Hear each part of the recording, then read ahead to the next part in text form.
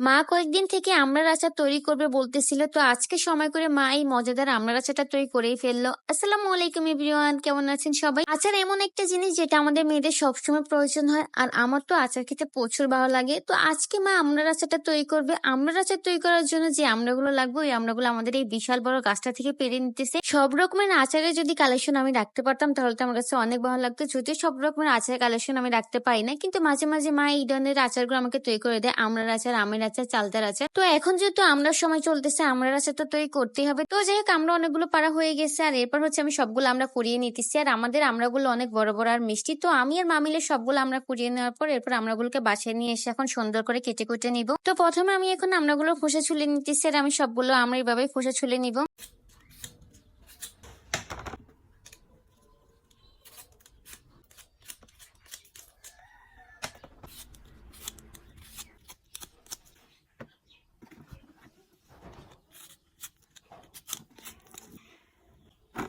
আমি এইদিকে আমড়ার খোসা ছুলতে ছুলতে হয়রান হয়ে যাচ্ছে, আর আমার সুকুন এখানে খুব সুন্দর করে আরাম করে ঘুমাচ্ছে। আর এইদিকে আমি কাজ করতে করতে শেষ। তো যাই হোক, আমড়াগুলো সবগুলোর খোসা ছুলানো হয়ে গেছে। এরপর আমি আমড়াগুলোকে কেটে নিতেছি সুন্দর করে। আমড়াগুলোকে আমি পিস পিস করে নিতেছি। মা আমাকে বলছে এভাবে আমড়াগুলো পিস করে নেওয়ার জন্য। আমড়াগুলোকে পিস পিস করে নেওয়াই ভালো, কারণ গোটা আমড়ার আচার খেতে ভালো লাগবে না। এভাবে টুকরো টুকরো করে নিলে আচারটা খেতে ভালো লাগবে। তো যাই হোক, আমড়াগুলো সবগুলোকে টুকরো টুকরো করা হয়ে গেছে। এখন হচ্ছে মা আমড়াগুলোকে সিদ্ধ করে নিবে। সব রকম জিনিসের আচার যেমন ভিন্ন ভিন্ন ভাবে তৈরি করা যায়, আমড়ার আচারটাও ভিন্ন ভিন্ন ভাবে তৈরি করা যায়। তো আমার মা সবসময় আচারটা এভাবেই তৈরি করে। আপনারা কে কিভাবে তৈরি করে থাকেন অবশ্যই কমেন্ট করে জানাবেন। আমড়াগুলোর মধ্যে মা একটু লবণ দিয়ে এরপর আমড়াগুলোকে কয়েক মিনিট সিদ্ধ করার পর এখন আমড়াগুলোকে এটা জরির মধ্যে ঢেলে নিতেছে। আর এরপর হচ্ছে আমড়াগুলোকে রোদের মধ্যে শুকাতে দিব। একদিন আমড়াগুলো শুকানোর পর এরপর হচ্ছে আমড়াগুলো আচার তৈরি করতে পারবো। রোদে শুকালে আমড়ার আচারটা ভালো হবে। আমড়ার আচার তৈরি করতে যে মশলাটা লাগবে সেই মশলাটা এখন আমি তৈরি করে নিতেছি। মশলাগুলোকে আমি পাটাপত্রের মধ্যে পিষিয়ে নিতেছি। সব রকমের আচার তৈরি করতে যে মশলাটা বিশেষ করে লাগে সেটা এখন আমি বেটে নিতেছি। মশলা বেটে ব্যবহার করলে কিন্তু রান্নার মজাটা অন্যরকম হয়। তো যে ওই মশলাগুলো বাটা হয়ে গেলে এরপর আমি শুকনো মরিচ গুলো বেটে নিতেছি। সব রকমের মশলা বাটা হয়ে গেলে এরপর মা আচারটা এই কাজটা শুরু করে দিল।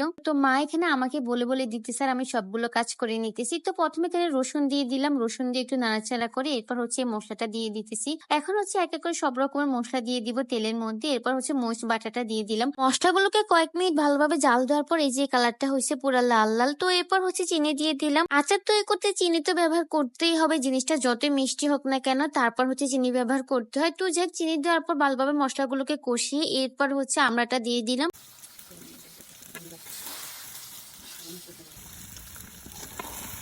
আমড়ার টুকরোগুলোকে এখন মশলার সাথে ভালোভাবে মেখে নিবার এটা অনেক সময় ধরে করতে হবে, যেন মশলাটা আমড়ার ভিতরে ভালোভাবে ঢোকে। এরপরের দিন আমড়ার আচারটাকে রোদের মধ্যে শুকাতে দিয়ে দিলাম। আর এই হচ্ছে আমার মায়ের মজাদার আমড়ার আচার। আচারটা আপনাদের কার কাছে কেমন লাগছে অবশ্যই কমেন্ট করে জানাবেন। তো ভিডিওটা যেই পর্যন্ত, সবাই ভালো থাকবেন, সুস্থ থাকবেন। দেখা হবে আগামী কোনো ভিডিওতে। সবাইকে টাটা।